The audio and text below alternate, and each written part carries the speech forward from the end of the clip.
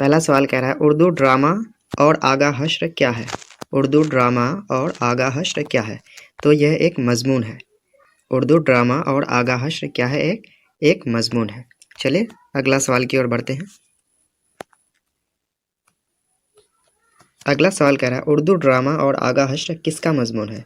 यानी कि उर्दू ड्रामा और आगा हश्र के मजमून निगार कौन है। तो इसके जो मजमून निगार हैं वो हैं professor Lutfur Rahman. Professor Lutfur Rahman Urdu drama और आगा हश्र के मजमून निगार हैं। चलिए अगला सवाल की ओर बढ़ते हैं। अगला सवाल कह रहा है लुत्फुर रहमान की पैदाइश कब हुई।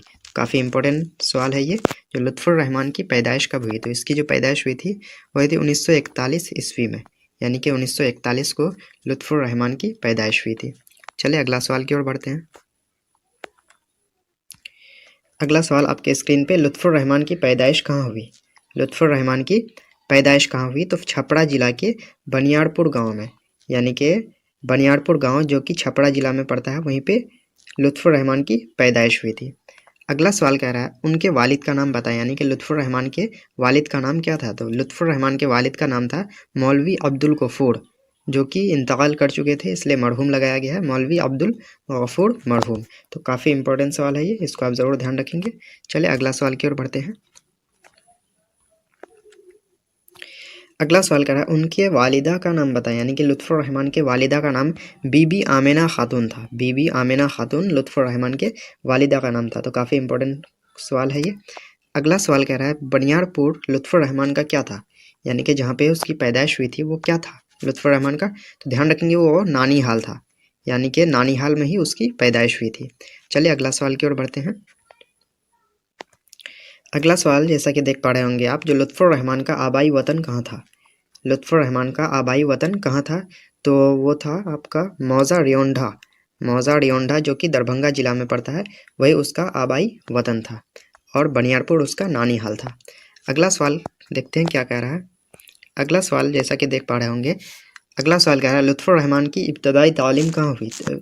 लुत्फुर रहमान की इब्तदाई जो तालीम हुई थी उसके नानी हाल यानी कि बनियारपुर गाँव में हुई थी। चलिए अगला सवाल की ओर बढ़ते हैं। अगला सवाल कह रहा है लुत्फुर रहमान कौन कौन सी डिग्री हासिल किए। लुत्फुर रहमान जो है कौन कौन सी डिग्री हासिल किए। तो डबल एमए किए थे और पीएचडी किए थे। डबल एमए और पीएचडी। तो ध्यान रखेंगे, काफ़ी इंपॉर्टेंट सवाल है ये। चलिए अगला सवाल की ओर बढ़ते हैं। अगला सवाल कह रहा है लुत्फुर रहमान को किस में गोल्ड मेडल दिया गया। लुत्फुर रहमान को किस में गोल्ड मेडल दिया गया, यानी कि किस में वो गोल्ड मेडल हासिल किए थे। तो एमए में वो गोल्ड मेडल हासिल किए थे लुत्फुर रहमान। तो ध्यान रखेंगे इसको। चलिए अगला सवाल की ओर बढ़ते हैं। अगला सवाल कह रहा है लुत्फुर रहमान ने तदरीसी खिदमत का आगाज़ कहाँ से किया। यानी कि लुत्फुर रहमान पढ़ाना कहाँ से शुरू किए। तो भागलपुर यूनिवर्सिटी से पढ़ाने का आगाज़ किया। यानी कि तदरीसी खिदमत का आगाज़ वो भागलपुर यूनिवर्सिटी से किए थे। चलिए अगला सवाल की ओर बढ़ते हैं। अगला सवाल कह रहा है लुत्फुर रहमान भागलपुर यूनिवर्सिटी के किस शोबे के सदर भी रहे। यानी कि जहाँ से वो पढ़ाने की यानी कि तदरीसी खिदमत को आगाज़ किए थे भागलपुर यूनिवर्सिटी, तो वहाँ के किस शोबा के सदर भी रहे थे, यानी किस डिपार्टमेंट के हेड भी रहे थे। तो उर्दू यानी कि उर्दू डिपार्टमेंट के हेड थे। चलिए अगला सवाल की ओर बढ़ते हैं। अगला सवाल कह रहा है लुत्फुर रहमान किस पार्टी के वज़ीर और एमएलए रहे। यानी लुत्फुर रहमान जो है किस पार्टी के एमएलए और वज़ीर रहे। तो राष्ट्रीय जनता दल, जिसको आरजेडी कहा जाता है, उसी पार्टी के वज़ीर और एमएलए रहे। तो काफ़ी इंपॉर्टेंट सवाल है ये, इसको ज़रूर ध्यान रखेंगे आप। चलिए अगला सवाल की ओर बढ़ते हैं। अगला सवाल कह रहा है लुत्फुर रहमान के शायरी के कितने मजमूए शाये हो चुके हैं। तो लुत्फुर रहमान के शायरी के 3 मजमूए शाये हो चुके हैं। ध्यान रखेंगे, काफ़ी इंपॉर्टेंट सवाल है ये। लुत्फुर रहमान के शायरी के 3 मजमूए शाये हो चुके हैं। चलिए अगला सवाल की ओर बढ़ते हैं।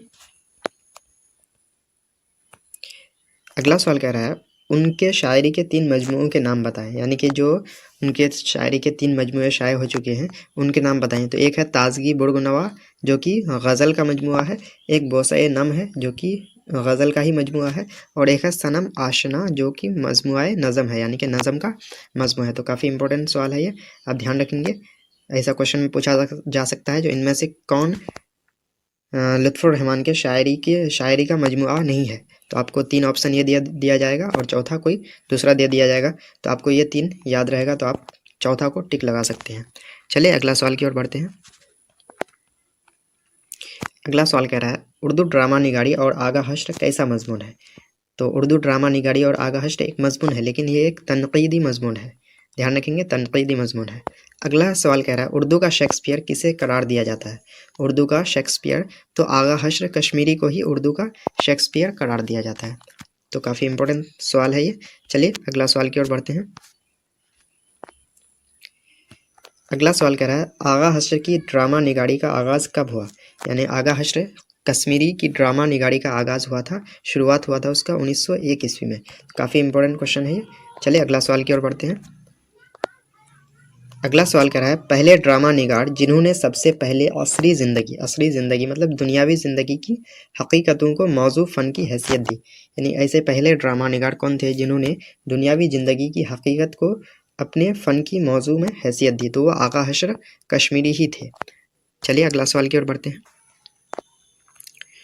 अगला सवाल कह रहा है लुत्फ़ुर रहमान की किताबों के नाम बताएं। लुत्फ़ुर रहमान की किताबों के नाम, तो ताज़गी बुर्गनवा, शहर वफ़ा, ताबीर तनकीद, नस्र की शौरियत वगैरह। यानी कि ताज़गी बुर्गनवा, शहर वफ़ा, ताबीर तनकीद और नस्र की शौरियत, ये सब लुत्फ़ुर रहमान के किताबों के नाम हैं।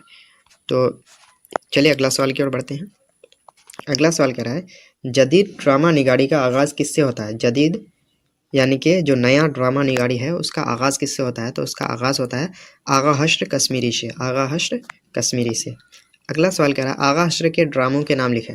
आगा हश्र के ड्रामों के नाम, तो एक है सिल्वर किंग और एक है रुस्तुम व सोहराब। सिल्वर किंग, रुस्तुम व सोहराब। तो काफ़ी इंपॉर्टेंट सवाल है ये। चलिए अगला सवाल की ओर बढ़ते हैं। अगला सवाल कर रहा है ड्रामा की तकमील का लाजमी अंसर क्या है।